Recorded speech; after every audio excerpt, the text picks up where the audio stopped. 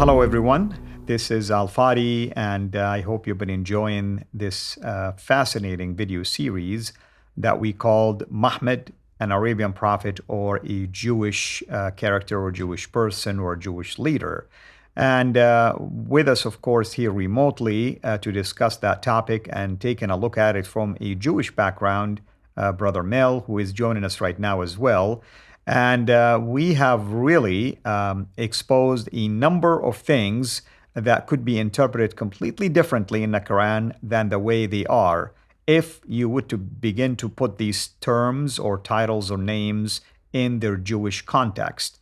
And at the same time, today we're going to take a look at a very interesting term or name that was used in the Quran. That's the name Uzair in chapter 9 of the Quran. But I'm not going to reveal to you any of the exciting discoveries about this, but I'll let Mel shed some light on the background behind this name, or the possibility that this name is not read the way it is read today in the Quran, and it would have been read differently, at least early on. Mel, welcome back. Great to be back. So the problem with Uzair is that it's often translated into English as Ezra. So it's not obvious why they would choose Ezra, apart from the fact that there's a figure in the Old Testament called Ezra. Right. But the problem is Jews never believed that Ezra was the son of God. And it doesn't really make sense of the context, because it's talking about the Christians say the Messiah is the son of God. And it's not obvious why they've gone for Ezra. Yeah, I mean, they would have expected David to be the son of God. I mean, they have big names. Why Ezra out of all those, you know? Yeah. Yeah. If we look at the word, you'll see that I've just presented two options here. Can you spot the difference? But in the bottom one, you can see there's an additional diacritical mark. So right. The one that's currently in the Quran is Uzair, but if we add a dot there, you can see that it becomes Aziz. Now, why is Aziz significant? Because Aziz is another messianic title. It means strong, but it also can have this sense of praiseworthy or the desired one. It's very similar to Mahmed. So if we put in that dot, it changes the meaning entirely. That's right. I mean, it's almost like you're looking at the same person, but one time from a Jewish perspective and the other time from a Christian perspective. Yeah, so you're saying basically, or the Quran is basically saying, the Jews say that Aziz is the son of God, or the Messiah, essentially. The Christians are using the term the Messiah. All this difference between them is just the terms they're using for the Messiah. Tomato or tomato. Makes it an awful lot. Yeah. Exactly. And so it actually makes perfect sense. It's just a discussion about the Messiah and the fact that Christians have one perspective on the Messiah and the Jews have another. And this makes perfect sense, especially when the Jews are convinced that the Messiah has arrived in the early part of the 7th century with the death of Nehemiah bin Hozier. So we can see it there now that the Jews say Aziz is the son of Allah, and while the Christians say the Messiah is the son of Allah. Now, if we go further, we can actually look at source evidence that actually finds that this diacritical dot was originally in the manuscripts, the early manuscripts. And I got this from Odin Lafontaine. He says, I've just reviewed manuscript Wettstein II, 1913, one of the oldest and most complete manuscripts, containing approximately 85% of the Quran. So let's take a look at it there. That's it. And if we zoom in to the relevant passage, we actually see that this early version of the Quran has that dot as we expected it would be there. The word Aziz is right there. You can see it. I mean, if you're an Arabic reader, you can see the word Aziz in there. So it means that the early version of the Quran makes more sense than the current one we have. It shows us that it was used in a messianic context between Jews and Christians arguing over who the Messiah was. But the dot fell out of the text over time. Perhaps later scribes didn't see the significance of Aziz, which is possible, and so therefore the dot was lost and not recovered. But we do have it in an early manuscript, and it does actually offer additional proof that what was happening in the 7th century was a messianic movement that the Quran was commenting on. There was a debate among different Jewish groups over who the Messiah was and who the Messiah bin Joseph was and who the Messiah bin David was and so forth. So I think that explains quite a lot. Let me just move on. Absolutely. I mean, it's been baffling a lot of scholars, by the way.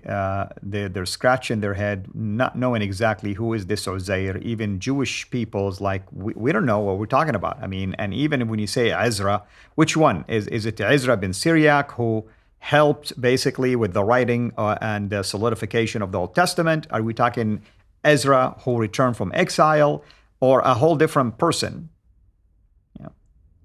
Yeah, we can throw out all of that and we have a simple, easy explanation. Right. So I think the mystery on this one is solved if we accept that. Well, you have a Quranic manuscript to support it. That's the beauty about this. Yeah. Exactly. Again, it's another argument also for the fact that the Quran hasn't been perfectly preserved as often claimed. But in addition to that, we've seen that there was a belief in multiple messiahs. And the next part we're going to look at today is the idea of a chain of Mahmeds or a chain of Muhammads. Right. So let's dive right into it, because now we can conclude by looking at those chain of Mahmeds. I mean, which one are we talking about? Will the real Mahmed please stand up? Exactly. Yeah. So we have this reference here from St. John of Damascus, the fount of knowledge. Now, I can imagine this was probably edited over time, but there's still enough there to give us a clue. He says, and so down to the time of Heraclius, they were very great idolaters. And from that time to the present, a false prophet named Muhammad has appeared in their midst. The problem with that is he's writing in the 730s. So how can he say that there is a Mahmed appearing even in the 730s, and that it started from the time of Heraclius? Do you see the difficulty? It would suggest that there's a line of Mahmeds for that to happen, because unless this Mahmed figure is I don't know 100 and something years of age. So that's the first little clue. It's not 100% clear, because there's we can see that it's influenced to some extent by the Standard Islamic narrative, because it's vocalized as Muhammad there rather than Mahmed. But the idea there is that there is like a chain, I would argue. Now, I'm not basing that just on this text alone, but I have to turn to another text to support my interpretation that there's a chain of Mahmeds involved. Okay. So if we go to, let me just pass by this here. If we turn to a Chinese source, Ju Tang Shu, volume 198, the section on the Dashi, this information was given by envoys of the Taiyaye to the Tang Chinese court in the years 756 to 758 AD. So it's around the time when the Abbasids had taken over. It says clearly, there were 11 Persians. This could be Farsis or it could be Pharisees. From what we saw in the last episodes, that's not clear. There were 11 Persians who came, and according to their rank as Moshu, which I would suggest could be interpreted as being a reference to the Messiah, the Meshiwa, the Moshu, were transformed into kings. After this, the masses gradually gave their allegiance, and subsequently Persia was extinguished and Byzantium was crushed. So the interpretation that I would give to this quite obscure text is that there were 11 successive leaders who were given the rank of Messiah, and became kings of the Tayyaye. And that's what was going on between the 7th and 8th century, up to the advent of the Abbasids. And then the story changes. It all condenses into a figure of one person called Muhammad. But this source, before this, the standard Islamic narrative really kicks in, we have this little snippet that indicates that it was a different story in the early days. There wasn't one individual, but a chain of them. There was 11 of them. Mm-hmm. And this fits in with, all the things. I won't go over all of this again, but we saw that there were a number of different exilarchs who Jews had believed were the Messiah. Okay. And I'm going to move on from this to Benjamin of Tudela. He visits Baghdad in the late 12th century. And what he reveals is an unusually close relationship between the caliph and the exilarch in the 12th century. So if my understanding of it is correct, that Islam began as a messianic movement centered on Judaism, then this close relationship that Benjamin of Tudela witnesses makes sense, because Islam essentially came out of Judaism. So what he says is, there the great king Al-Abbasi, the caliph, holds his court, and he's kind unto Israel. This is very different from later. And many belonging to the people of Israel are his attendants. He knows all languages and is well versed in the law of Israel. He reads and writes the holy language, Hebrew. So you can see there, we get an insight into the 12th century. Instead of the caliph and the exilarch being opponents of each other, they seem to have some form of relationship of mutual respect, which suggests a very different story to the story that we have received down to the traditions.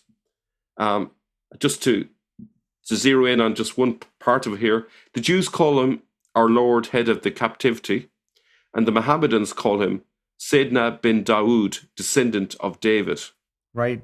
And he's been invested with authority over all the congregation of Israel at the hands of the Emir al-Mu'minin, the Lord of Islam.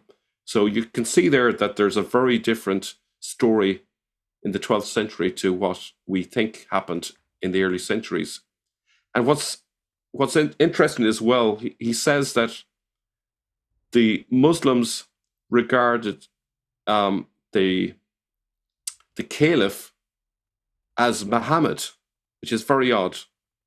He is regarded by them as Muhammad. Now, this could very well be regarded by them as Mahmed.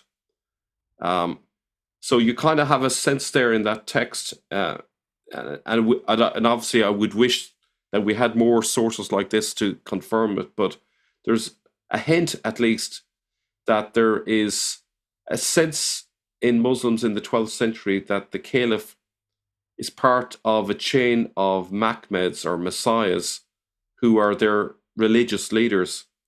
And there is a term in Judaism called Sadiq. A Sadiq is a messiah that can come in any generation. And what's significant about a Sadiq is that their virtue outweighs their vice. So anyone can be potentially a messianic figure. And I think that is possibly the reason why the Muslims are treating their caliph as a Mahmed. They're not thinking, at least in the 12th century, that the only one that matters is the original founder. They're actually treating their caliph as the person of importance. A.J. Juice points out that there seems to be an interpolation here in the text. And I'm going to read the text without the interpolation. The pilgrims that come from distant lands are anxious to see his face. Who's his face? The caliph's face. And they assemble before the palace, exclaiming, Our Lord, light of Islam and glory of our law, show us the effulgence of thy countenance. So they're going on pilgrimage to see the caliph. But what's squashed in between those two parts that obviously fit together is to go unto Mecca, which is in the land of El Yemen. So A.J. Juice reckons that this part here with Mecca is stuck into the text to make it fit with the standard Islamic narrative. Now, we have no solid proof on that. It's a hunch, but it certainly would fit in with the rest of the text, which seems to be very much against the narrative that we've been given in Islam. It also mentions here that for thus Muhammad commanded concerning him and his descendants, he granted him a seal of office over all the congregations that dwell under his rule, and ordered that everyone, whether Mohammedan or Jew, or belonging to any other nation in his dominion, should rise up before him, i.e. the exilarch, and salute him. That seems to suggest that the original Mahmed, whoever he was Jewish. Why would he expect his followers to salute the exilarch? Last little bit, if we have time, is A.J. Juice. A.J. Juice offers the following, which is Qiblas pointing to the location of the Jewish Nasi who moved to Narbonne in 759, which you can see there. And also, we also have Qiblas that point to the Caliph in Baghdad. So this is probably enough material for another series, but it's just a little hint into what else is out there. So with that, I finish. Thank you so much, brother. I appreciate you, and I hope everyone is enjoying this. And of course, we encourage you to reach out to us with comments and with any questions, or even if you have any other insights that you'd like to share with us, by all means, myself or Mel will be open to exploring that. Thank you, Mel. Thank you, everyone. This is Al-Fadi. God bless.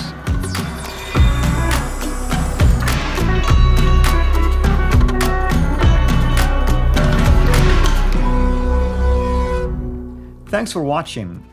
Please like, subscribe, share, and comment.